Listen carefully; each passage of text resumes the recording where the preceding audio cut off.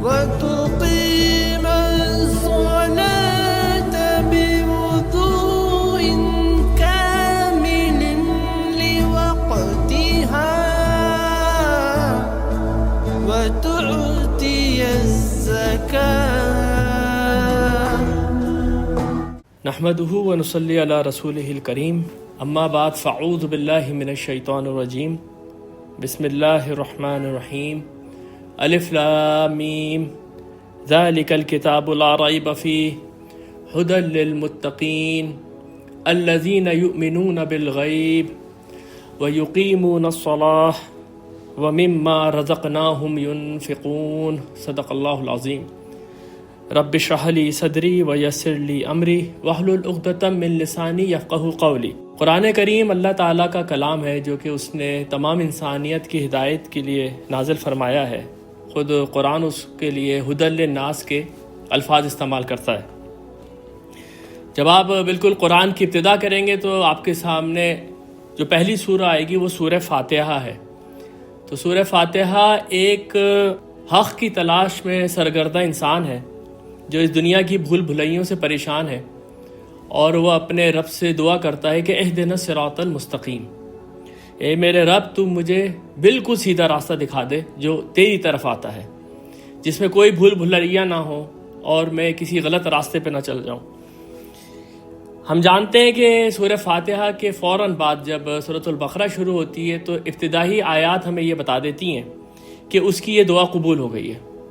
اور سورہ فاتحہ میں اور قرآن میں دعا اور جواب دعا کا تعلق ہے، یعنی کہ تم نے یہ دعا مانگی، ہم نے تمہارے سامنے پورا قرآن رکھ دیا. اس لیے بالکل ابتدا کی آیات کیا ہیں؟ الف لام میم ذالک الکتاب لا ریب فیہ ھدی للمتقین. الف لام میم یہ وہی کتاب ہے، یہ وہی کتاب ہے جو تم نے مانگی ابھی، یہ وہی کتاب ہدایت ہے، اس میں کوئی شک نہیں ہے.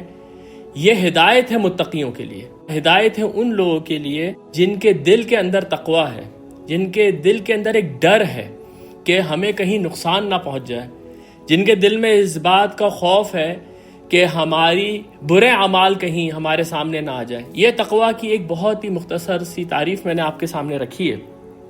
اس کے بعد فرمایا گیا الذین یؤمنون بالغیب، وہ لوگ جو کہ غیب کے اوپر ایمان لے کر آتے ہیں.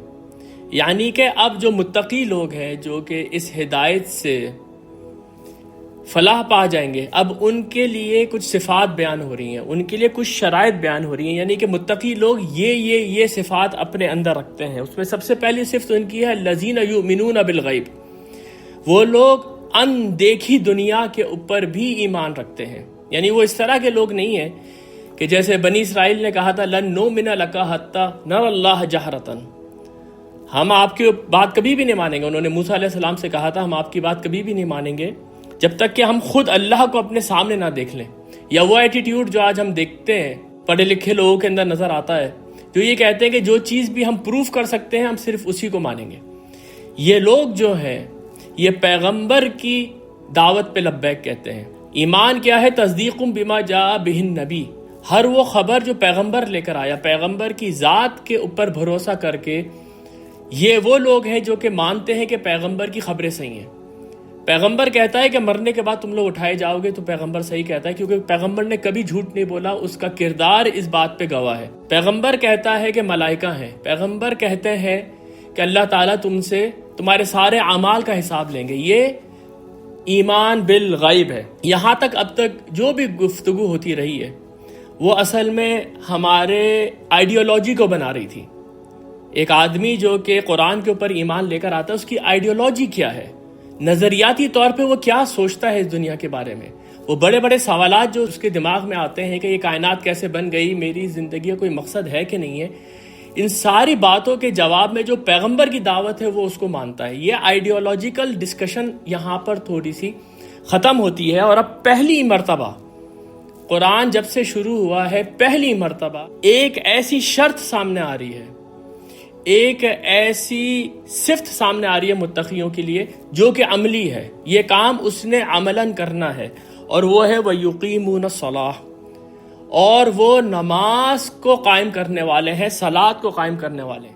امام راضی کی تفسیر کبیر میں انہوں نے یہ ریلیشن شپ بڑے اچھی طریقے سے واضح کیا ہے، جو میں نے آپ کے سامنے رکھنے کی کوشش کی ہے۔ وہ اس پہلی آیت کی تفسیر میں لکھتے ہیں قال بعضهم، بعض علماء یہ بات کہتے ہیں الذین یؤمنون بالغیب ویقیمون الصلاۃ ومما رزقناہم ینفقون یحتمل ان یکون کالتفسیر لکونہم متقین۔ وہ یہ کہتے ہیں کہ یہ متقیوں کی جو شرط بیان کی گئی تھی پیچھے کہ قرآن سے صرف یہی لوگ ہدایت پائیں گے، اب یہ اس کی تفسیر ہے، یعنی متقی کون ہے، لِقَوْنِهِمْ مُتَّقِينَ، یہ ان کی پوری ڈسکرپشن بیان ہو گئی ہے یہاں پر۔ وَذَلِكَ أَنَّ الْمُتَّقِي هُوَ الَّذِي يَكُونُ فَاعِلًا لِلْحَسَنَاتِ وَتَارِكًا لِلسَّيِّئَاتِ۔ کہتے ہیں متقی کون ہے؟ متقی وہی ہے جو کہ اچھے اعمال کرتا ہے اور برائیوں سے روکتا ہے۔ یہ متقی کی مختصر ڈیفینیشن آ گئی کہ وہ اپنے آپ کو برائیوں سے روکنے کی کوشش کرتا ہے اور حسنات کی طرف وہ رغبت کرتا ہے۔ اما الفعل فاما ان یکون فعل القلب، اب وہ یہ کہتے ہیں کہ یہ جو فعل کی انہوں نے بات کی پیچھے کہ بھائی وہ یہ کوشش کرتا ہے کہ حسنات کی طرف جائے، برائیوں سے رکے، تو افعال کی دو قسمیں، ایک فعل القلب ہے، ایک دل کا فعل ہے، وَهُوَ قَوْلِهِ الَّذِينَ يُؤْمِنُونَ، اور دل کا فعل کیا ہے کہ وہ ایمان لے کر آتے ہیں۔ وَإِمَّا أَن يَكُونَ فِعْلَ الْجَوَارِحِ، اور دوسرا فعل ہے جو کہ آپ کے اعضاء کرتے ہیں، آپ کا جسم کرتا ہے، وَأَسَاسُهُ الصَّلَاةُ، اور اس کی جو بنیاد ہے وہ نماز ہے، اس کی جو بنیاد ہے وہ صلاح ہے، وَالزَّكَاةُ وَصَدَقَةُ، اور زکوٰۃ ہے اور صدقہ ہے، لِأَنَّ الْعِبَادَةَ إِمَّا أَن تَكُونَ بَدَنِيَّةٍ وَأَجْلُهَا الصَّلَاةُ، عبادات کی ایک قسم جو ہے وہ بدنی عبادات ہے، جسمانی عبادت ہے، اور اس میں سب سے اعلیٰ جو ہے وہ صلاۃ ہے، او مالیہ، یا ایک دوسری قسم جو ہے وہ مال کی ہے، وہ اجلھا الزکاۃ، اور اس کی جو چوٹی ہے وہ زکوٰۃ ہے۔ ولہذا سمى رسول اللہ صلی اللہ علیہ وسلم، اس کے بعد وہ نبی اکرم صلی اللہ علیہ وسلم کی ایک حدیث بیان کرتے ہیں، الصلاۃ عماد الدین والزکاۃ قنطرۃ الاسلام، نماز جو ہے وہ دین کا ستون ہے، اور زکوٰۃ جو ہے اس کے اوپر ایک پل ہے، اسلام کے اوپر ایک پل ہے۔ یہاں پر میں آپ کو بڑی دلچسپ بات بتا دوں کہ یہ جو حدیث ہے یہ ہم نے کئی دفعہ سنی ہے، بچپن میں بھی ہمیں یہ سنائی گئی ہے۔ یہ جو حدیث ہے یہ اس تفسیر میں بیان ہوئی ہے، یہ ان الفاظ کے ساتھ ضعیف حدیث ہے، یہ کوئی بہت مضبوط حدیث نہیں ہے، لیکن اس کے معنی صحیح ہیں۔ اس کے معنی اس لیے صحیح ہیں کہ ایک صحیح حدیث جو ترمذی کے اندر موجود ہے وہ اس کی صداقت کے اوپر ایک طریقے سے گواہ ہے۔ وہ حدیث کیا ہے؟ یہ حدیث حضرت معاذ بن جبل رضی اللہ عنہ کا فرمان ہے۔ وہ کہتے ہیں کہ قال النبی صلی اللہ علیہ وسلم، اللہ کے رسول نے فرمایا، راس الامر الاسلام۔ یہ نہایت یہ خوبصورت حدیث ہے اور کافی طویل حدیث ہے، جس کے اندر نبی صلی اللہ علیہ وسلم سے ان کے مشن کے بارے میں پوچھا جا رہا ہے۔ ان سے پوچھا جا رہا ہے کہ یہ کیا دعوت ہے جو آپ لے کر آئے ہیں، اور آپ اس کو بہت ہی مختصر انداز میں لوگوں کو سمجھا رہے ہیں۔ اس میں بیچ میں ایک جگہ پہ یہ جملہ آتا ہے کہ راس الامر الاسلام، یہ جو ہمارا کام ہے، یہ جو ہمارا مشن ہے، اس کی جو چوٹی ہے وہ اسلام ہے، وعمودہ الصلاۃ، اور اس کا جو ستون ہے وہ نماز ہے، وذروۃ الصنامہ الجہاد، اور اس کا جو ذروۃ الصنام ہے یعنی جس کی چوٹی ہے وہ جہاد فی سبیل اللہ ہے۔ یہ میں نے آپ کے سامنے مختصراً ایک تمہید باندھی آج کے درس کے لیے، کیونکہ آج کے درس کا موضوع ہے کہ صلاۃ کے معنی کیا ہیں، یعنی یہ جو لفظ ہے صلاۃ، جس کو کا ترجمہ ہم نماز کر دیتے ہیں۔ نماز تو ہم جانتے ہیں کہ یہ فارسی زبان کا لفظ ہے اور یہ پوجا پاٹ کے لیے، عبادت کے لیے آتا ہے، لیکن عربی زبان کے جو الفاظ ہیں ان کے اندر بہت زیادہ گہرائی ہوتی ہے۔ ایک تو عربی زبان خود اتنی گہری ہے کہ اس کے اندر ایک لفظ کے کئی معنی بنتے ہیں، وہ اپنے سیاق و سباق سے معنی تبدیل کرتا رہتا ہے، اور اس کے بعد جب قرآن اس کو ایک اصطلاح بناتا ہے، دیکھیں ہر علم کی ایک اپنی ٹرمینالوجی ہے۔ سائنس کے اندر ہم بہت ساری ٹرمینالوجیز دیکھتے ہیں، وہ انگریزی زبان کی ہوتی ہیں، لیکن جب وہ فزکس میں چلے جاتی ہیں، کیمسٹری میں چلے جاتی ہیں، تو وہ اپنے الگ ہی کچھ معنی دیتی ہیں۔ اسی طریقے سے قرآن کی اپنی ایک اصطلاحی زبان ہے، وہ اٹھاتا ہے عربی زبان کے الفاظ اور ان کو ایک نئے ہی معنی دے دیتا ہے، اور خصوصاً یہ جو الفاظ ہیں جیسے صلاۃ ہے، زکوٰۃ ہے، جہاد ہے، یا ایمان ہے، یا تقوی ہے، یہ ساری قرآن کی بالکل بنیادی اصطلاحات ہیں جن کو سمجھے بغیر قرآن کی گہرائی میں اترنا بہت مشکل ہے۔ ان میں سے یہ جو لفظ ہے صلاۃ، اس کے اوپر جو ڈسکشنز ہوئی ہیں علماء کے درمیان وہ بہت دلچسپ ہے، جس سے کہ آپ کو اندازہ ہوگا کہ اس لفظ کے معنی کتنے گہرے ہیں۔ یہ ابھی صرف میں اس کے لفظی معنوں کی بات کر رہا ہوں، ابھی تک میں اس کا قرآن کا جو استعمال ہے، جو قرآن کی اصطلاحی زبان ہے، اس کی طرف ابھی میں نہیں گیا ہوں۔ اس کے اوپر علماء نے جو بحثیں کی ہیں اس کا ایک خلاصہ میں آپ کے سامنے رکھوں گا. دیکھیں یہ بات تو ہم سب لوگ جانتے ہیں کہ عربی زبان کے جو الفاظ ہیں وہ 3 لیٹر روٹ سے بنتے ہیں. یعنی کہ اگر عالم کا لفظ ہے، تعلیم کا لفظ ہے، معلم کا لفظ ہے، تو ان کے اندر کامن جو ہے 3 لیٹر وہ ہے عین، لام اور میم. یہ اسی طریقے سے توڑ توڑ کے پڑھے جاتے ہیں اور ان کے کچھ بنیادی معنی ہیں. اگر آپ عربی ڈکشنری اٹھائیں گے تو اس میں عین، لام، میم کے کچھ معنی ہیں، آپ اس کو دیکھیں گے. پھر وہ ورب میں کنورٹ ہوا، وہ ناؤن میں کنورٹ ہوا، اس کے اوزان ہیں. اب وہ معنی تھوڑے سے بدلنے شروع ہو جاتے ہیں. جیسے عین، لام، میم کے معنی ہیں جاننا، اور جب یہ عالم بنتا ہے تو اس کے معنی ہوتے ہیں جاننے والا. اس طریقے سے عربی زبان بہت سائنٹیفکلی، بہت میتھمیٹیکلی اپنے آپ کو ڈیولپ کرتی ہے. یہ جو علم ہے کہ آپ نے مادہ اٹھایا، روٹ ورڈ اٹھایا، اس سے آپ مختلف الفاظ بناتے گئے، اس کو علم الاشتقاق کہتے ہیں عربی زبان میں. انگریزی میں یہ بہت ہی سمپل ہے، ڈیریویٹیوز ہیں. یہ ایک روٹ کے ڈیریویٹیوز ہیں، ڈرائیو ہوئے ہیں یہ الفاظ، اور پھر اس کے بعد جا کے انہوں نے اپنی شکل اختیار کی ہے. اس لیے جو لوگ عربی زبان جانتے ہیں ان کو معلوم ہے کہ سب سے بڑا جو چیلنج ہے وہ یہی ہے کہ سامنے جو لفظ ہے آپ سب سے پہلے یہ دیکھ لیں یہ ڈرائیو کس روٹ ورڈ سے ہوا ہے. اس لیے یہاں پر لفظ صلاۃ، اس کے اشتقاق کیا ہیں، یہ کس سے مشتق ہے. اب آپ سمجھ گئے ہوں گے کہ یہ لفظ میں استعمال کر رہا ہوں اس کے معنی کیا ہے، یہ کس سے ڈرائیوڈ ہے. اس کے اوپر جو بحثیں ہیں وہ میں آپ کے سامنے رکھتا ہوں، جس سے کہ آپ کو اس کے معنوں کی کچھ گہرائی پتہ چلے گی. عموماً جو اہل لغت ہیں، جو بڑے بڑے نام ہیں جیسے تاج العروس ہے، یا امام راغب اصفہانی ہے، یا ابن منظور کی لسان العرب ہے، یا ابن فارس ہیں، ان لوگوں نے اس کے اوپر بحثیں کی ہیں اور یہ سمجھ میں آتا ہے کہ ان میں 2 آراء پائی جاتی ہیں. کچھ لوگ یہ کہتے ہیں کہ یہ جو لفظ ہے اس کا مادہ ہے صاد، لام اور واو، اور کچھ کے نزدیک یہ ہے صاد، لام اور یا. ویسے تو اگر واو، یا الف یہ کسی مادے میں موجود ہوں تو یہ اپنی شکل بدل لیتے ہیں. یہ بات بھی ہم اچھی طرح جانتے ہیں. یہ عربی زبان کے واولز ہیں، الف، واو اور یا. تو اس لیے یہ اپنے سے پچھلے والے الفابیٹ کو دیکھتے ہیں، اس کے اوپر جو حرکت ہوتی ہے اس کے لحاظ سے خود بدل جاتے ہیں. اس لیے آپ یہ دیکھیں گے کہ یہ لفظ صلاح جس طرح سے ہم پروناؤنس کرتے ہیں، اس میں نہ واو نظر آ رہا ہے آپ کو، اور نہ ہی اس کے اندر آپ کو یا نظر آ رہا ہے. اس کی وجہ یہ ہے کہ لام کے اوپر کیونکہ زبر پڑی ہوئی ہے تو آگے واو ہے یا آگے یا ہے، دونوں صورتوں میں یہ الف میں تبدیل ہو چکی ہے. اس لیے جو پروناؤنسیشن ہے اس کی صلاح ہے. لیکن جب آپ اس کا املا دیکھیں گے، اس کی رائٹنگ دیکھیں گے، تو نارملی یہ جب لکھا جاتا ہے تو صاد، لام، الف اور اس کے بعد پھر گولتا ہوتی ہے. لیکن قرآن کی جو رائٹنگ ہے یا قرآن کا جو املا ہے اس کے اندر یہ صاد، لام، واو اور پھر اس کے بعد گولتا سے لکھا گیا ہے.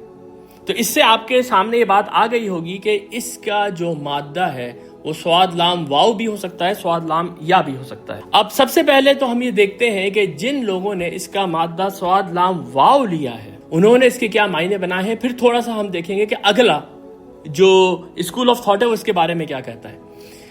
میری جو ایک حقیر سا مطالعہ ہے اس میں مجھے نظر یہ آیا ہے کہ صاد، لام، واو کے اوپر کچھ لوگوں کی رغبت زیادہ ہے. اس لیے جو مشہور ترین عربی زبان کی لغت ہے تاج العروس، اس میں یہ صاد، لام، واو کے ہی نیچے اس کو ڈسکرائب کیا گیا ہے کہ صلاۃ کے معنی کیا ہیں. حالانکہ انہوں نے صاد، لام، یا جو ہے الگ سے بھی اس کو انہوں نے مینشن کیا اپنی ڈکشنری میں. اب وہ دیکھیں کیا کہتے ہیں. وہ کہتے ہیں الصلاۃ وسط الظہر منا ومن کل ذی اربعین. یہ جو صلاح ہے یہ کمر کا وہ حصہ ہے ہمارے یا جانور کے جو کہ کمر سے تھوڑا نیچے، یعنی جس کو ہم آج کے زمانے میں لوور بیک کہتے ہیں. یہ وہ جسم، یہ کمر کا وہ حصہ ہے جہاں پر جانور کی دم لگی ہوئی ہوتی ہے. وَصَلَوْتُهُ، اس لیے عربی زبان میں جب کہتے ہیں صَلَوْتُهُ أَوْ ضَرَبْتُهُ، یعنی کہ کسی گھوڑے کا یا کسی جانور کا ذکر ہو رہا ہے اور اگر اس کو کہا گیا صَلَوْتُهُ تو اس کا مطلب ہے اس کی کمر کے اوپر مارا، اس کی کمر پہ کوڑا مارا، یعنی کہ وہ اس کو بھگانے کے لیے، تیز بھگانے کے لیے اس کی کمر کے اوپر مارا. اسی سے آگے چل کے سل الفرس، یہ گھوڑے کے ساتھ جب یہ لفظ استعمال ہوتا ہے تو اس کے معنی ہوتے ہیں تلا سابق، یعنی کہ یہ دوسرے نمبر پہ آنے والا گھوڑا ہے. جو پہلے نمبر پہ ایک ریس ہو رہی ہے گھوڑوں کی ریس ہو رہی ہے. آپ جانتے ہیں عربی معاشرہ کیا تھا، گھوڑوں کی ریس، اونٹوں کی ریس. تو گھوڑے کی ریس ہو رہی ہے، اس میں جو گھوڑا جیت رہا ہے اس کا نام، اس کو یہ کہتے ہیں سابق، یہ سبقت کرنے والا ہے، سب سے آگے ہو گیا. اور جو اس کے پیچھے پیچھے آ رہا ہے، جو بالکل اس سے لگا ہوا ہے، وہ کیا ہے؟ وہ مصلی ہے، وہ اس کے پیچھے آنے والا ہے. اس لیے یہ ایک اور بہت بڑے امام اللغہ ہیں، وہ کہتے ہیں وَهُوَ الَّذِي يَطْلُ السَّابِقُ لِأَنَّ رَأْسَهُ عِنْدَ السَّلَالِ فَرْسِ سابق.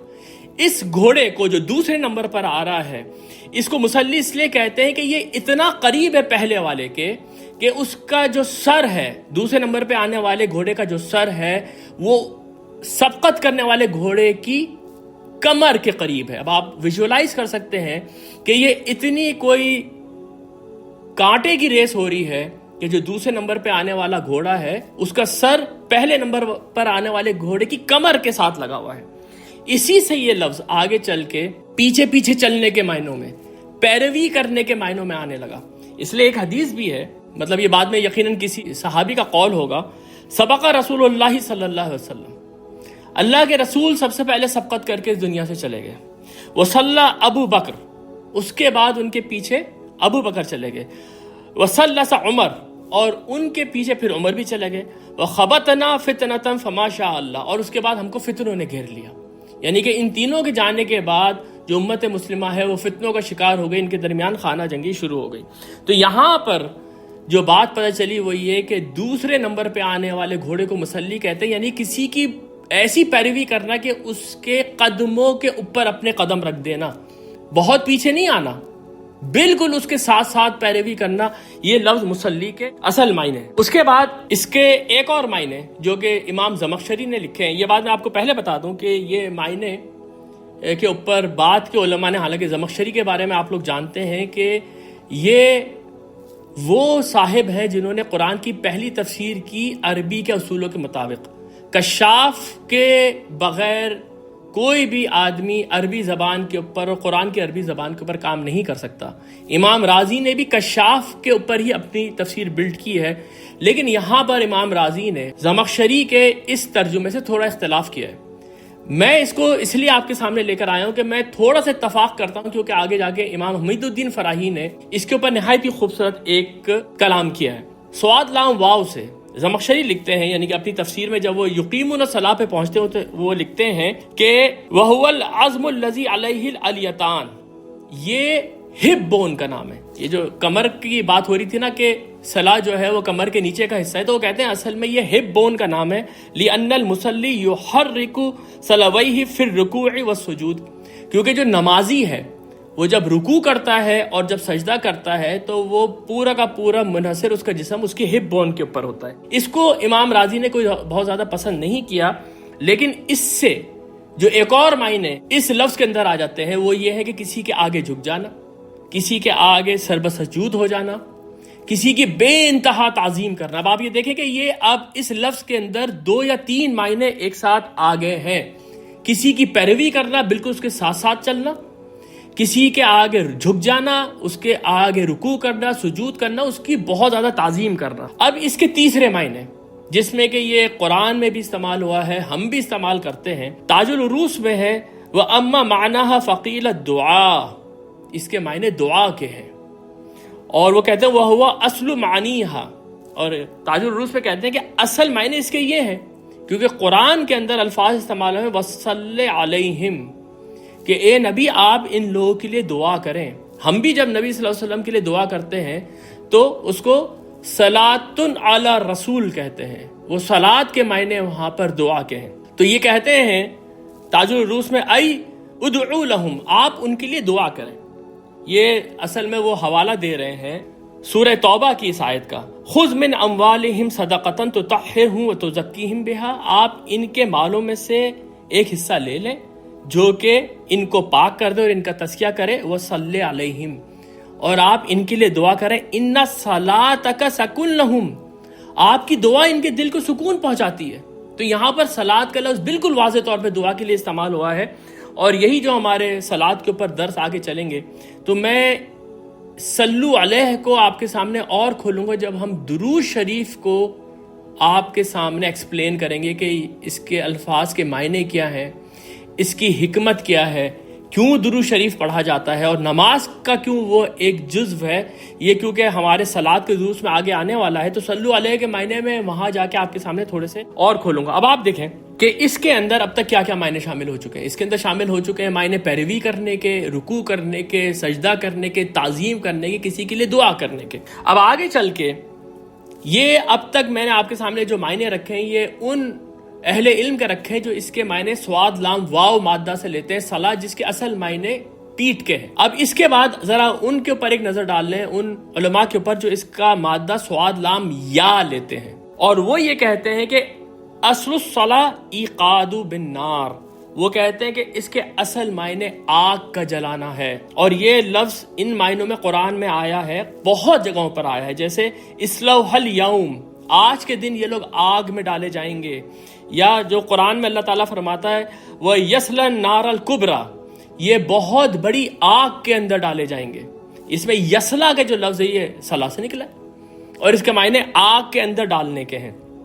اس لیے امام راغب آگے چل کے کہتے ہیں سلیا بالنار و بکذا ای بلیا بہا، آگ میں ڈالنے کا مطلب یہ ہے کہ اس کو آزمایا گیا۔ وَاصْطَلَا بِهَا وَصَلَّيْتُ الشَّاةَ شَوَيْتَهَا، وہ یہ کہتے ہیں اسی طریقے سے یہ استعمال ہوتا ہے کہ میں نے ایک بکری کو آگ کے اندر ڈالا، یعنی کہ میں نے اس کو بھونا، اور اس کے لیے وَهِيَ مَسْلِيَةً، یعنی کہ وہ بکری جو آگ میں بھن کے کھانے کے لیے تیار ہو گئی، اس کو مسلیہ کہتے ہیں، صلاح سے نکلا ہوا ہے۔ اور اس کے آگے انہوں نے پھر بہت ساری قرآن کی آیتیں رکھی جس میں کے اندر یہ جو لفظ استعمال ہوا ہے تسلیۃ النار، یعنی کہ آگ کے اندر جانے کے معنوں میں کس طرح سے قرآن میں آیا ہے۔ یہاں سے آپ کے سامنے اس لفظ کی ایک اور ڈائمنشن نکل رہی ہے، اور وہ ڈائمنشن یہ ہے کہ اس لفظ کے اندر آزمائش، آگ کے اندر جانا، آزمائش میں جانا، یہ معنی بھی اس کے اندر شامل ہو گئے۔ اس لیے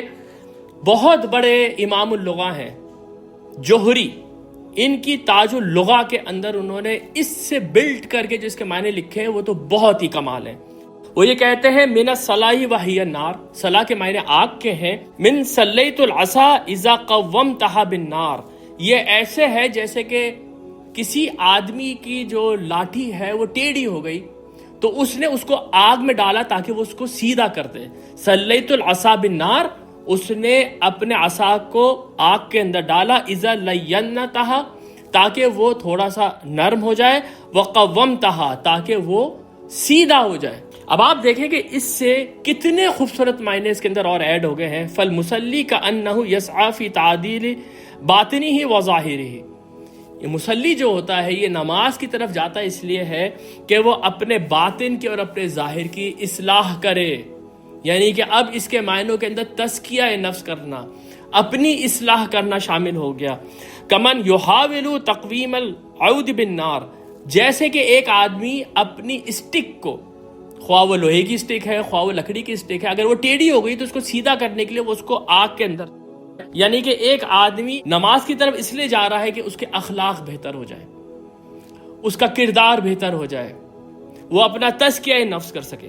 دیکھیں یہ ساری کی ساری جو میں نے ابھی تک آپ کے سامنے اس کی ایکسپلینیشن کی ہے، اس میں آپ یہ دیکھیں ہمارے کینونیکل ڈکشنریز ہیں وہ صلاۃ کے معنی لیتے ہیں کہ کسی کی پیروی کرنا، مصلی وہ گھوڑا ہوتا ہے جو سابق کے بالکل ساتھ ساتھ بھاگ رہا ہوتا ہے، یا اس کے معنی انہوں نے لیے کہ رکوع کرنا، سجدہ کرنا، تعظیم کرنا یا دعا کرنا، یہ سارے معنی ان لوگوں نے لیے جنہوں نے صاد لام واو مادہ اس کا لیا ہے۔ پھر جنہوں نے صاد لام یا مادہ لیا انہوں نے اس کے معنی لیے جیسے کہ آگ میں داخل ہونا، اپنا تزکیہ نفس کرنا، اپنے باطن کو سیدھا کرنا، یہ سارے معنی اس کے اندر آ گئے۔ اور یہی معنی اتنے زیادہ عظیم ہیں کہ صرف یہ لفظ صلاح کس قدر گہرا ہو گیا ہے آپ کو اس کا اندازہ ہو گیا ہوگا جب ہی ہم نے اس کے لیے ایک الگ درس مخصوص کیا ہے۔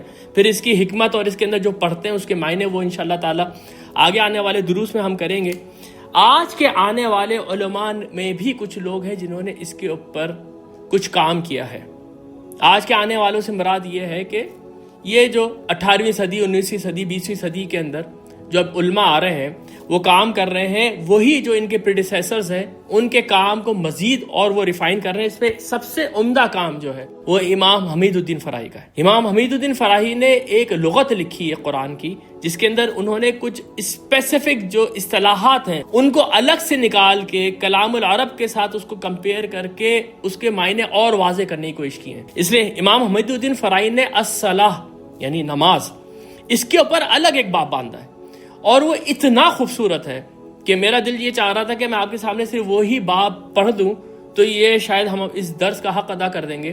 ابھی بھی میری کوشش یہ ہوگی کہ اس باب کے اندر انہوں نے جو بھی کچھ لکھا ہے وہ میں نکال کے مختلف جگہوں پہ اپنے درس کے اس کو فٹ کرتا رہوں، تاکہ وہ بھی ایک چیز ہمارے سامنے آ جائے. وہ یہ کہتے ہیں اپنی لغت میں، ہی فی الاصل اقبال الی شیء، کسی چیز کی طرف بڑھنا، کسی چیز کو اپنا مقصد بنانا، کسی چیز کی طرف جانا، یہ اس لفظ کے معنی ہے.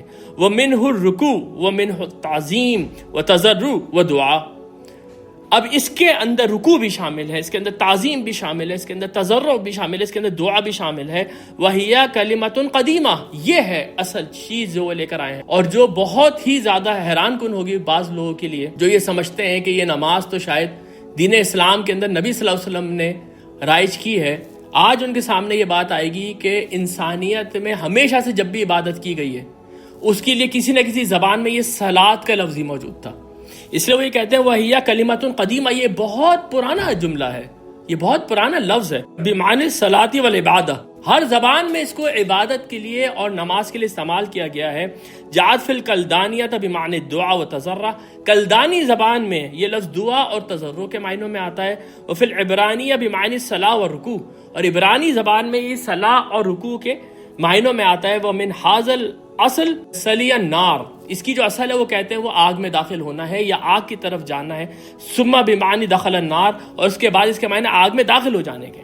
یہ جو انہوں نے بات کی ہے اقبال الی شیء، اس کو جو لوگ ڈاکٹر اسرار احمد کو سنتے ہیں یا جو لوگ جاوید احمد غامدی صاحب کو سنتے ہیں وہ اس کے پر بہت ایمفیسائز کرتے ہیں کہ ایک طریقے سے کرکس آف دی میٹر نکال دیا ہے امام حمید الدین فراہی نے، کہ آپ کا اصل مقصد نماز کے لیے کیا ہے، کہ آپ اس ذات کی طرف بڑھ رہے ہیں جس نے کہ آپ کو پیدا کیا ہے، جس کے انعامات آپ کے اوپر اتنے ہیں کہ آپ جذبہ شکر سے اس کی عبادت بجا کے لے کر آ رہے ہیں. یہ اصل جو آپ سمجھیں کہ اس کا مقصد ہے وہ اس کے اندر آ گیا. گویا کہ انہوں نے بھی یہاں پر صلاۃ کا جو لفظ ہے وہ سوادلہ یا مادے سے لیا ہے، لیکن آگ کے قریب بڑھنا تاکہ آپ اس سے ہیٹ حاصل کر سکیں، تاکہ آپ اس سے روشنی حاصل کر سکیں. آپ اس دور میں چلے جائیں جب اندھیرا ہو جاتا تھا تو آگ کی ضرورت ہے، جب سردی ہو جاتی تھی تو آگ کی ضرورت ہے، تو اس کی طرف جا رہے ہیں نور حاصل کرنے کے لیے، حرارت حاصل کرنے کے لیے. اقبال علی شیء، کسی چیز کی طرف بڑھنا، کسی چیز کو اپنا مقصد بنانا. اسی کے اوپر بلڈ کر کے آپ دیکھیں کہ آج کے بالکل جدید دور کے یہ جو ہمارا ڈیجیٹل میڈیا ہے، اس دور کے اندر کچھ علماء ہیں جیسے استاد محمد باجور، شیخ بلال اسد، نعمان علی خان، انہوں نے غالباً اسی کے اوپر بلڈ کر کے اپنے دروس کے اندر کہا ہے کہ لفظ صلاۃ کے معنی ہے connection with the God. The word salat, we always translate it into prayer, right? This is the wrong translation. Prayer is a dua. Salat is from the word sila. Sila in Arabic is to connect, right? Sila is to connect, just like silat al-rahm, to connect with your relatives. Salah in Arabic has a much comprehensive meaning. Salah means dua, which means calling upon Allah, but it also means the connection with Allah. So why do we pray? Why do we do our salah? Because it is the ultimate core of our connection with Allah subhanahu wa ta'ala. We're actually directly communicating with Allah. When Allah says, Alhamdulillahi Rabbil Alameen, Ar-Rahman Ar-Rahim, Maliki Yawmiddin, He's speaking. But when we say, Iyaka na'budu wa Iyaka nasta'een, and so on, we're speaking. And that's literally where the word salah comes from sila, connection. خدا کے ساتھ جا کے آپ connect ہو گئے. اور یہ تو میں نے خود اپنے سامنے مشاہدہ کیا ہے کہ یہاں پر کچھ عرب بھی اس کے یہی معنی لیتے ہیں. ایک دفعہ میری ملاقات ایک عرب سے ہوئی تو اس نے مجھے یہ کہا کہ صلاۃ کے معنی کنیکشن ہے. تم اتصالات کا نام تم نے نہیں سنا؟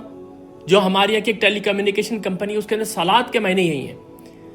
تو یہاں پر ایک بات سمجھنے کی کوشش کرنی چاہیے کہ یہ لوگ کنیکشن کس طریقے سے ڈرائیو کرتے ہیں. تو اس لیے اگر آپ ان علماء کو سنیں گے، استاد خاص طور پہ استاد محمد باجور کو، تو وہ یہ کہتے ہیں کہ صلات کا جو لفظ ہے صلہ سے نکلا ہے. صلۃ الرحم کا لفظ ہم سب اردو زبان میں بھی استعمال کرتے ہیں، قرآن میں بھی استعمال ہوا ہے کہ تم اپنے رحمی رشتوں کو جوڑو. اگر یہ بات مان لی جائے تو پھر اس کا جو روٹ ورڈ ہوگا وہ سواد لام واو یا سواد لام یا نہیں ہوگا، بلکہ وہ ہوگا واو سواد لام وصل. وصل کے مطلب ہوتا ہے کسی کے ساتھ جا کے مل جانا. اس لحاظ سے اگر آپ دیکھیں گے تو کینونیکل جو ڈکشنریز ابھی تک میں نے آپ کے سامنے ڈسکس کی ہیں، تاج العروس ہے یا امام راغب اصفہانی کی لغات القرآن ہے، اس میں یہ لفظ نہیں ہے. اور میں نے تھوڑی سی تحقیق کرنے کی کوشش کی تو عموماً جو علماء ہیں لنگوسٹک کے جو ماہر ہیں وہ اس بات سے انکار کرتے ہیں کہ نہیں، یہ واو سواد لام مادے سے نہیں ہے، یہ صلۃ الرحم سے نہیں ہے. لیکن یقیناً یہ جو علماء جن کا میں نے آپ کے سامنے نام لیا، ان کی کوئی تحقیق ہے جس کی وجہ سے انہوں نے اس کے معنی کنیکشن کے لیے ہیں. اور یہ اس کی جو اپنی حیت ہے، جو ہر آدمی محسوس کرتا ہے نماز پڑھتے ہوئے، اس فیلنگ سے یہ بہت قریب ہے یہ لفظ. اور یہ معنی connection, you are going to connect with the God. اب آپ کے اور خدا کے درمیان میں کوئی بھی حجاب نہیں رہا، سارے پردے ہٹ گئے ہیں، صرف آپ ہیں اور آپ کا خدا ہے. یہ کنیکشن نہیں تو اور کیا ہے. تو اس لیے آپ دیکھیں، میں آپ کے سامنے اپنے جذبات کا اظہار نہیں کر پا رہا کہ اس لفظ کے ابھی تک ہم نے صرف لٹرل میننگز نکالے ہیں، صرف لٹرل میننگز نکالے ہیں. ابھی تو ہم نے یہ دیکھا ہی نہیں کہ قرآن کے اندر یہ کیسے استعمال ہوا ہے. اس کے اندر آپ دیکھیں کتنی گہرائی آئی ہے. کسی چیز کے پیچھے پیچھے چلنا، اس کی پیروی کرنا، جیسے کہ پہلے نمبر پہ آنے والے گھوڑے کے پیچھے جو اس کا مسلی ہوتا ہے وہ پیچھے پیچھے چل رہا ہوتا ہے. اسی طرح اس کے معنوں کے اندر تعظیم، رکوع کرنا، سجدہ کرنا یہ شامل ہے. اسی طرح اس کے معنوں کے اندر کسی کے لیے دعا کرنا شامل ہے. اس کے معنوں کے اندر آگ میں داخل ہونے کے معنی ہیں، آگ کو تاپنے کے معنی ہیں، یعنی کہ اپنی اصلاح کرنے کے لیے، جیسے کہ کوئی آدمی اپنے عصا کو آگ کے اندر ڈالتا ہے اور پھر اس کو سیدھا کرتا ہے. اس کے معنی کسی کی طرف بڑھنے کے ہیں، اقبال علی شیء، یہ جو امام حمید الدین فراہی نے کہا ہے. اور اوور آل جو بات سمجھ میں آتی ہے کہ صلاح is the connection with the God. یہ خدا کے ساتھ آپ کا ایک ڈائریکٹ کنیکشن ہے. ان معنوں کو اپنے ذہن میں رکھیے. اور اب میں آگے ایک قدم بڑھ رہا ہوں اور میں آپ کے سامنے اس کے اصطلاحی معنی رکھ رہا ہوں جو قرآن میں آئے ہیں. اس کے بعد جب ہم آگے جو دروس کریں گے ان کے اندر آپ دیکھیں گے کہ ان میں سے کوئی ایک شیڈ جو ہے وہ ابھرتا جائے گا اور ہمارے سامنے نئے معنی اس آیت کے آتے چلے جائیں گے. الصلاۃ کے ایک نئی ڈائمنشن ہمارے سامنے آتی چلی جائے گی، اس کا نیا مقصد ہمارے سامنے آتا چلا جائے گا.